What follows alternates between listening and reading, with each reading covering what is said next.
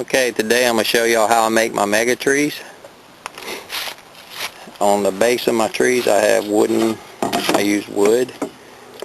What I do, I have a miner saw here. I'm going to cut this wood on a 15-degree angle on both sides.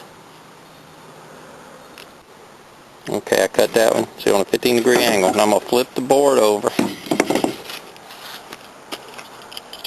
Sorry about that. I'm going to measure out 27 inches long.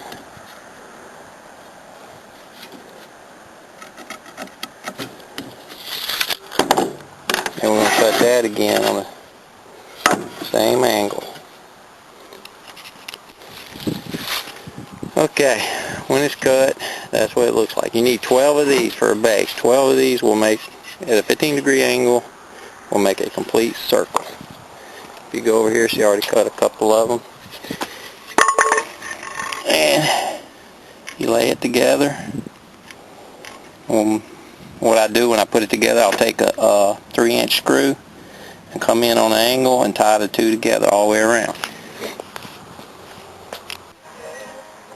Okay, 12-foot 2x4. You want to take a saw, taper the ends to a nice little point, and at the very end you want to take and put either some 12-penny nails, or I like to use screws. I got some 3-inch screws, kind of bead out. The way when you lay your strings through there, they won't slip off the edge. It gives them something nice to stack the strings up in. Okay, you got to dig a hole 1.5 feet in the ground. You got a 12-foot pole, 1.5 feet in the ground. It's going to give you a 10.5-foot tall tree. Okay, we got the pole in the ground. It looks to be nice and straight. Make sure as you're packing dirt around, kind of walk around your pole. Make sure that it's nice and straight, standing up. Okay, you're going to take your 12 boards that you have that are 27 inches long, each point per point. You're going to take that 12 boards times 27 inches. Then you're going to take that number and divide it by 36, which is the number of strings that will be attached to the boards, which is going to come up 9. So between each string is going to be 9 inches.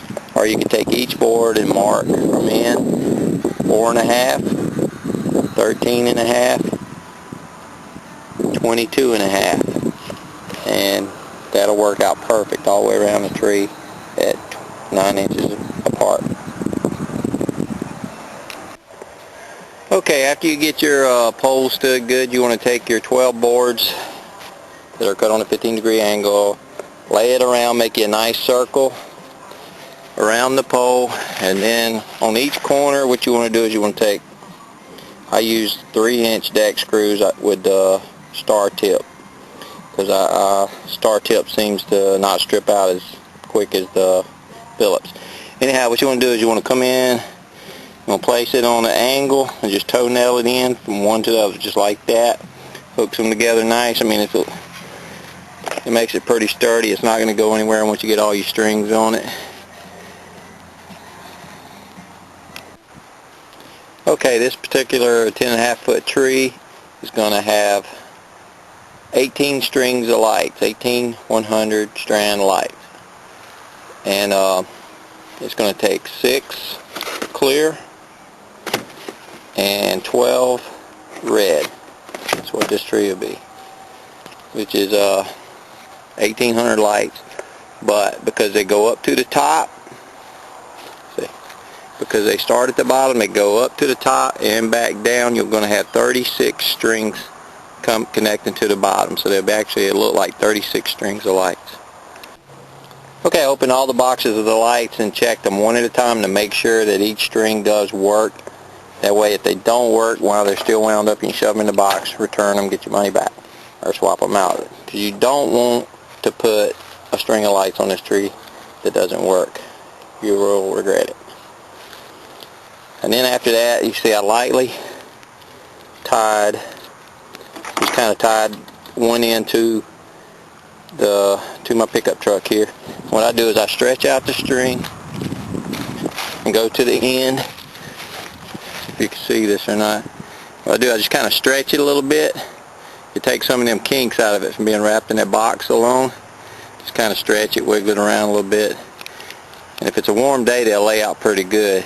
I'll open all the boxes and lay them out in a row on the ground so they can stretch out.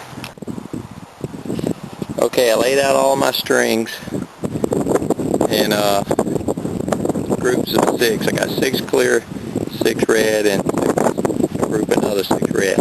What I did is I laid them out and I went to the dead center. Found the dead center of each group. And if you can see, I tied them with a piece of tie wire, which you can get your tie wire off your strings when you're wrapping them out the box. So there's a bunch of those. And then what I do, I can show you on the other string here. I got the middle, and I go to each end. And you can see where I tied that together. And I did that at both ends so I could put them up 6 at a time. I'll put them all on the tree at the same time, but I'll do a group of red, a group of clear, and then a group of another red.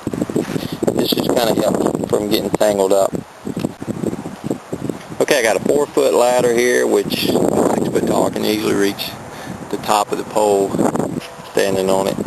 Anyway, I drug the string of lights across the tree base. You can see the first group is red, and there's the center close to the pole. What I'm going to do is just pick up the center, climb up the pole, rest it over the top. And it'll be the group of red, then I'll come back and do the same with the white, and then another group of red.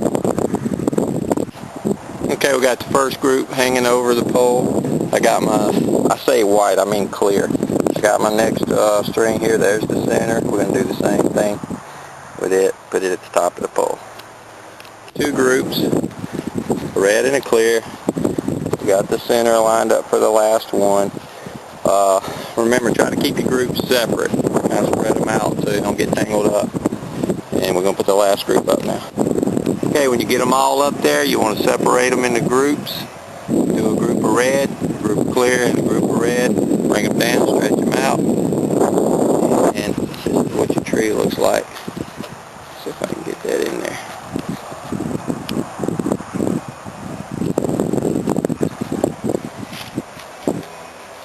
Ten and a half foot tall. Got about an 8.5 foot base on it. This one is red and clear, and I'll show you. We'll turn it on when it gets dark. Okay, and here's what the tree looks like in action.